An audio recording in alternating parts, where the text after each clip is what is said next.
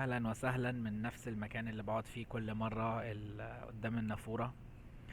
آه، انا كنت قايل يعني جوه نفسي كده ان انا ان شاء الله لو وصلت الاراضي الامريكية بنجاح، كنت قايل ان انا حابب اعمل فيديو، يعني كأنه فيديو وثائقي كده دوكيومنتري، بتكلم فيه عن انا وصلت هنا ازاي.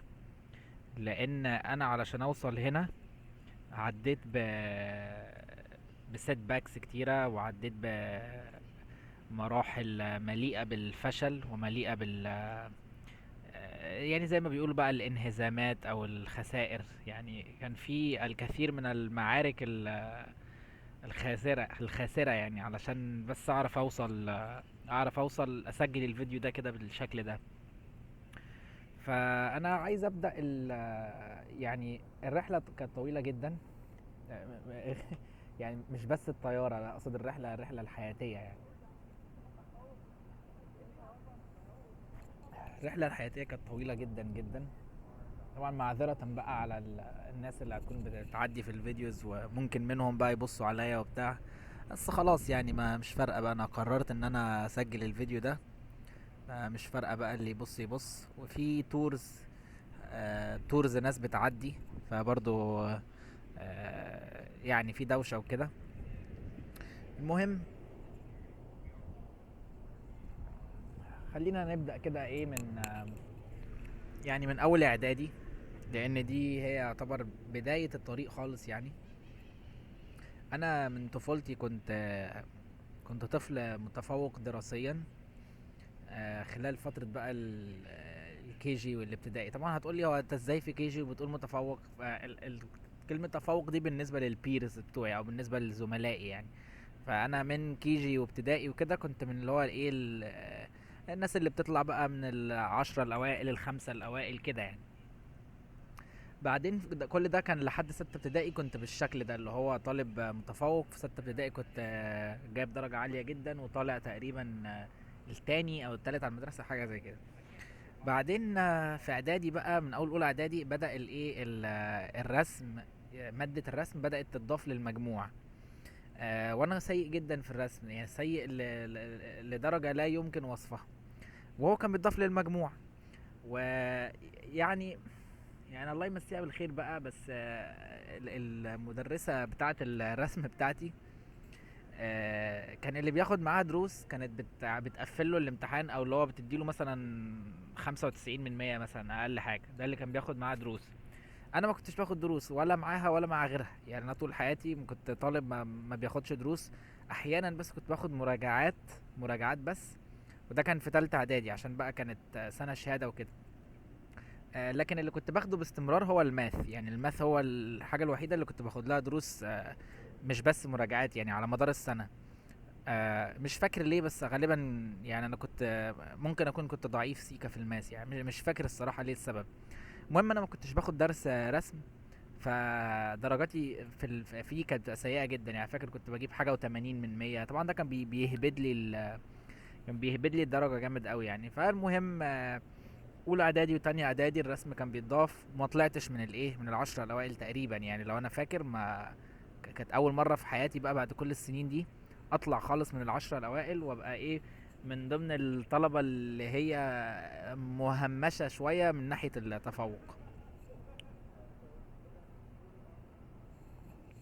عامة انا على فترة المدرسة بتاعتي ما كنتش اشطر واحد، وفي نفس الوقت ما كنتش من اللي هو ايه الطلبة اللي مش مركزة في الدراسة. بس عدم تركيزها في الدراسة بيديلها مثلا مزايا تانية، مثلا زي بقى بنات وفسح كتير وبتاع وكده. لا انا ولا كنت ده، ولا كنت النوع الدحيح اللي هو بيطلع الاول والتاني والتالت. لا انا كنت اللي هو الشخص الشاطر المتفوق بيطلع من اول 10. و... وفي نفس الوقت ما عندوش حياة اجتماعية قوي برضو يعني. سواء بنات او ولاد حتى. يعني صحابي الولاد ما كانوش كتير، وكان صحابي اغلبهم مقتصرين على بس لعب الكورة، ان احنا نلعب كورة مع بعض بعد المدرسة وكده. فطبعا اولى اعدادي وتانية اعدادي كانت فترات سيئة جدا بالنسبة لي. مش بس علشان التغيرات الهرمونية وان الواحد بيبدأ يعني بيبدأ منظوره للحياة يتغير شوية، بتبقى فترة عامة سخيفة يعني فترة المراهقة، لكن كمان علشان حتة التهميش الدراسي اللي حسيت بيه، وان حسيت ان زمايلي اللي هم كانوا بيطلعوا من العشرة الاوائل دايما بدأوا يشوفوني على اني شخص فاشل في السنتين دول، وبدأت علاقتنا تقل شوية بسبب ان هم عادي كلهم لسه بيطلعوا من العشرة الاوائل، وانا ايه خلاص بقى بقيت الشخص الفاشل اللي عمل صحاب جداد بيحسوه على الفساد ومش عارف ايه، واللي هو ايه النظرات السطحية بتاعت ال البشر في الوقت ده يعني من الحياة، تبقى نظرة سطحية ولسه مفيش نضج كافي يعني. فطبعا يعني ايه كانت فترة فقدت فيها، مش عايز اقول فقدت، بس علاقتي باصدقائي تدهورت شوية بسبب ان هم جادجمنتالز ويعني اتصور ان هم كانوا شايفين ان انا بقى خلاص اللي هو بقيت الواد الفاشل وبتاع. طبعا كل ده كان خارج عن ايدي يعني، لان مادة الرسم دي يعني مش عارف ليه كانت بتضاف، وحاجة خارجة عن ايدي وهم كانوا بياخدوا دروس وانا لا. that's reality يعني. آه بس وعدى بقى ايه عدت اولى اعدادي وتانية اعدادي، ثانية اخد بقى قهوة. عدى اولى اعدادي وتانية اعدادي، وجت تالتة اعدادي الرسم ما بقاش يتضاف في المجموع، خلاص خرج من المجموع. اقوم ايه بقى يا باشا؟ اقوم جايب تقريبا 98%، او مش فاكر 98 ونص، درجة عالية جدا يعني، طلعت تقريبا ساعتها الخامس على المدرسة. ودخلت ستيم. يعني طبعا دخولي الاستيم ده انا ما مش هنط على طول من مرحله اعدادي الاستيم، لا لازم اعدي اللي حصل بالظبط وقتها يعني. بس طبعا دي كانت ريمونتادا بالنسبه لي، انه اول ما الماده التافهه بتاعه الرسم دي اتشالت والوضع رجع كما كان، طلعت الخامس، وطلعت اعلى من بعض الناس اللي هم كانوا المفروض اصدقائي في الاول. طلعوا بقى هم السابع الثامن، في منهم ما طلعش اصلا، في منهم ما عرفش يقدم على ستيم بسبب انه مجموعه ما جابش. ففي الاخر يعني ايه زي ما بيقولوا كده ظهر الحق وزهق الباطل. و... ولما الرسم اتشال يعني فضلت انا عادي زي ما انا بنفس تفوقي يعني. وانا فاكر برضو كويس جدا جدا امتحان تالتة اعدادي بتاع الماث بتاع محافظة الجيزة يعني اللي انا منها. الامتحان ده في المدرسة بتاعتي انا شبه متاكد ان مفيش بس غير اتنين قفلوه، انا وواحد كمان زميلي يعني، اللي هو بقى طلع الاول او التاني مش فاكر يعني. حد شاطر جدا. انا فاكر كويس ان كل الشله بتاعتنا يعني اللي هم الدحيحه وكده كانوا كلهم غلطانين في نفس السؤال ما عدا انا والشخص ده، الوحيدين اللي كنا مقفلينه يعني مقفلين امتحان الماث كله. فطبعا دي كانت من الحاجات برضو اللي فرحتني، لان انا الشخص اللي هو كان بياخد بقى دروس في الماث ومش احسن حاجه، وقفلت امتحان الماث عادي بتاع تالتة اعدادي انا واشطر حد في المدرسه. فكانت دفعه معنويه كويسه بالنسبه لي. وجت ايه، جت فتره تقديمات على ستيم. طبعا ستيم كان في ناس عارفاها من قبل كده، انا ما كنتش عارفها يعني، انا ما كنتش عارفها قبل تالتة اعدادي، انا عرفتها حرفيا تقريبا بعد ما خلصت امتحانات، او عرفتها في الترم التاني حاجه كده يعني. ما يعني الناس دايما اللي هي بتدخل ستيم بتقعد تتكلم عليها بقى ان هي ايه حلم الطفوله ومش عارف ايه، انا بالنسبه لي ما كانش ده الوضع، انا ما كنتش اعرف ايه ستيم دي، وعرفتها متاخر جدا يعني. تقريبا عن طريق صحاب ماما او حاجه زي كده. بس انا طبعا كنت عارف الشروط بتاعتها، وعارف ان انا لازم اقفل مادتين من ثلاثة واجيب 98%، دي كانت الشروط وقتها. وبعد كل ده يعني بعد 98% وتقفيل مادتين من ساينس وماث وانجليش، لازم بعد كل ده اعمل امتحان قبول عبارة عن اي كيو او امتحان ذكاء، وامتحان ماث تاني وساينس تاني وعربي وحاجات كتير قوي كده يعني، فلتريشن صعبة جدا عشان ادخل المدرسه دي. وزي ما بيقولوا نسبه القبول في المدرسه دي تقريبا 2% يعني. آه من كل 100 واحد بيقدم في اتنين بس بيتاخدوا، فطبعا نسبه يعني مرعبه. انت لازم تكون آه يعني من احسن الناس في مصر عشان بس تعرف تدخل المدرسه دي. يعني حرفيا نسبه قبول اقل من الافريج مثلا بتاع هارفارد وام اي تي وكالتك، يعني حاجه بشعه يعني. فلتريشن فعلا كان صعب قوي وقتها. طبعا فلتريشن كله مبني على التفوق الدراسي والتحليلي والمنطقي والحاجات دي بس، لكن ما they don't take into account اي سمة شخصية في الناس اللي داخلة. لا يعني انت واخد ناس لسه يعتبروا مراهقين، ما يعرفوش حاجه في الدنيا، 15 سنه ولا ما اعرفش كام سنه. وبتاخدهم تدخلهم مع بعض يعني زي ما كان حد برضو من زمايلي قال، تجربه اجتماعيه حرفيا، دي سوشيال اكسبيرمنت. المهم انا عشان اقدم على ستيم يعني حصل لي بعض المعوقات. مش هقول مين اللي كان بيحبطني، يعني ما مش هينفع اقول مين اللي كان بيحبطني الفترة دي. بس كان بيجي لي احباطات من نوعية ان المدرسة دي بتاعت اذكياء فما تقدمش عليها، او عشان اكون يعني امين في كلامي، هو ما كانش بيتقال لي المدرسة دي بتاعت اذكياء فما تقدمش عليها، هو كان بيتقال الامتحانات بتاعتها صعب جدا، فانت غالبا مش هتتقبل، فاللي هو ما تضيعش وقتك وبتاع. طبعا حاجة محبطة جدا يعني، وما ينفعش حد يقول لحد كده. بس انا من الناس اللي عامة بتحمس بالكلام السلبي، يعني الكلام السلبي بيضايقني في وقتها، بس ما بنساهوش يعني، حتى هو بعد 8 سنين تقريبا انا مش ناسي الكلمة دي، وهفضل فاكرها لحد ما اموت، لان انا الحاجات السلبية دي مصدر تحفيز اساسي جدا ليا يعني. فاتقال لي ان امتحانات صعبة وامتحانات قدرات ومش عارف ايه واللي بيعدوا منها قليلين جدا، فايه اللي هو خلي بالك كده. وحتى لو اتقال لي خلي بالك، بس برضو هو في حاجة كده implicit بتقول ان انت ايه، قدراتك ضعيفة واحتمال ما تعرفش تعديها. فزي ما بيقولوا بقى I took it personally. ودخلت الامتحان، لسه فاكر يوم الامتحان ده لحد دلوقتي very vividly. فاكر ان بابا وماما ساعتها هم اللي وصلوني بالعربية، وكنا تايهين ومش لاقيين المكان بتاع الامتحان وبتاع. ولسه فاكر المعمل الكمبيوتر اللي دخلت فيه عشان امتحن، ولسه فاكر وانا بختار الترتيب اللي بمتحن بيه السكشنز، ولسه فاكر حرفيا اسئله من امتحان الاي كيو، فاكر درجتي في امتحان الاي كيو 39 من 50. يعني فاكر تفاصيل اول اليوم ده، كان يوم يعني محفور في الذاكره بشكل غريب جدا. فالمهم هو الامتحان بيبقى تقريبا كل سيكشن لو انا فاكر ليه فتره زمنيه معينه، يعني مثلا ساعه ونص، بس انت ممكن تخلص قبلها عادي. فانا فاكر ان انا يعني كنت بمتحن في اوضه فيها مثلا حوالي 20 واحد، انا كنت تقريبا تاني واحد مخلص او حاجه في ال 20 دول، كنت مخلص بدري نسبيا لو انا فاكر يعني.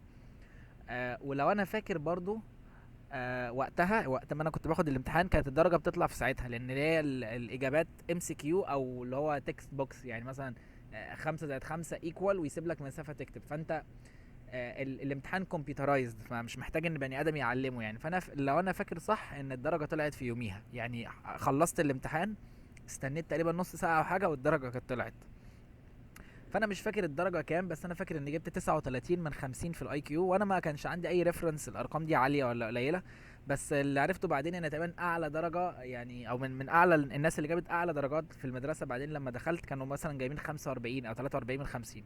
ف 39 كانت درجه عاليه جدا، وهتلاقي الافريج مثلا كان 28 مثلا ولا حاجه. ف 39 كانت درجه كويسه. وبرضه في باقي السكشنز يعني اظن ان انا كنت عامل كويس. بعدين بقى جه فترة كتابة الرغبات، اللي هو انت عايز تروح انهي مدرسة اول رغبة وكده. فطبعا انا كتبت اقرب واحدة ليا اللي هي ستيم اكتوبر، واللي هي اوبجكتيفلي احسن واحدة فيهم كلهم. وبعدها بتفتح بقى الموقع بتاع الرغبات وبتاع، كأنه تنسيق بالظبط ثانوية عامة. بتفتح وتشوف، مش تنسيق سوري، كأنه درجة الثانوية العامة. تفتح وتشوف انت اتقبلت ولا لا وكده. وفتحت ولقيت فعلا اللي هو مبروك لقد تم قبولكم في مدرسة المتفوقين في العلوم والتكنولوجيا بالسادس من اكتوبر، حاجة كده، اللي هي جملة مشهورة يعني. اي طالب ستيم اتقبل عارف الجملة دي كويس قوي وبتريزونيت معاه. بس خلاص يعني مش عايز افور بقى واقول الحلم بقى واقع، بس رغبتي في ان انا ادخل ستيم اللي هي مدرسه انا عارف ان التعليم فيها كويس وسمعتها كويسه وكده، خلاص ما بقتش رغبه، دي بقت حاجه ايه، واقعيه. ودخلت بقى في الفتره بتاعه التحضير بقى الستيم، اخد ايه معايا وشنطه السفر ولسه فاكر برضو اول يوم دخلت فيه الاوضه، ولسه فاكر واحنا هو اللي بيحصل لما بتروح ستيم ان انت بتعمل زي قرعه كده عشان يجي لك الاوضه اللي انت هتقعد فيها. يعني بيبقى زي برطمان كده او حاجه، وفي ورق بارقام الاوض، واحنا بنخلي حد من الناس اللي بتقعد في نفس الاوضه مع بعض. احنا كنا 3 جايين من مدرستي اللي هي اللي في اعدادي، كنا عارفين بعض وقلنا هنقعد مع بعض.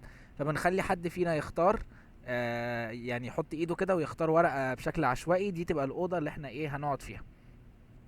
فاللي حصل ان واحد صاحبنا، يعني مش انا اللي اخترت، واحد صاحبنا اختار وطلعت اوضه تقريبا في الدور اللي هو الاول، مش الارضي يعني، مش في البيسمنت، الدور الاول. لان هو في الاول وفي التاني، ومش فاكر والله كان في تالت ولا لا. تقريبا إن هم كانوا دورين بس يعني، تقريبا لو انا فاكر. هم كانوا دورين. فاحنا كنا جاي لنا بقى ايه دورين وفي البيسمنت بقى اللي هو تحت الزيرو. احنا كان جاي لنا في الاول اوضه في الدور الاول، وكانت اوضه مش احسن حاجه يعني. مش فاكر ايه اللي حصل يعني، حصل تغييرات وبتاع، فخلوا الناس تقريبا تراندومايز تاني وتختار تاني.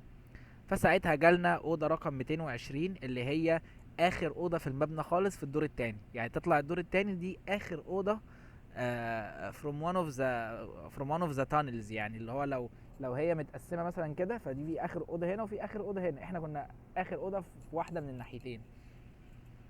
وكان الكولدير اللي بنملى منه ميه تحت خالص، فكنا عشان ننزل نشرب حوار بقى وكسل وبتاع وايه. كنا نوعا ما ايسوليتد كده في حته لوحدنا في المبنى، بس خلاص يعني دي مشيئة ربنا يعني، وخلاص وطلعت لنا الأوضة دي وإيه. ودخلنا بقى فرشنا حاجتنا، لسه فاكر برضو كل واحد بيختار أنهي سرير هينام عليه. ولسه فاكر وانا بفرش الملاية، ولسه فاكر وانا بقى طبعا اهلنا كانوا ساعتها معانا وبيساعدونا وبتاع. لسه فاكر برضو اول لما وصلنا قعدنا كلنا كده مع بعض في الأوضة. كان كل واحد جايب معاه اكل. وبعدين لسه فاكر بقى وانا بودع اهلي. ولسه فاكر اول يوم نمت فيه وما كنتش عارف انام وبتاع. يعني الذكريات اللي في الاول دي بتبقى معلمة قوي في ذاكرة الواحد يعني بشكل فج. فانا فاكر طبعا كل تفصيلة من الحاجات دي. آه ودخلت ستيم. ومش عارف بقى استفيض قد ايه في الكلام عن شعور الواحد في ستيم as a function of time، يعني او اللي هو اول يوم حسيت بايه، طب تاني يوم، طب تاني شهر، طب تاني ترم، طب تاني سنة. مش عارف استفيد قوي ولا لأ. لكن برضه ممكن ايه يعني اقول شوية حاجات كده وعلى حسب بقى ما ربنا هيقدرنا اتكلم قد ايه يعني. وبرضه اللاب هيفصل. ف انا معايا اقل من 10 دقايق، فانا اتكلم شوية وبعدين ابقى ريكورد بارت 2 بقى بعدين. يعني ده هيبقى بارت 1، وبعدين بقى ممكن نبقى فيه بارت 2. فالمهم،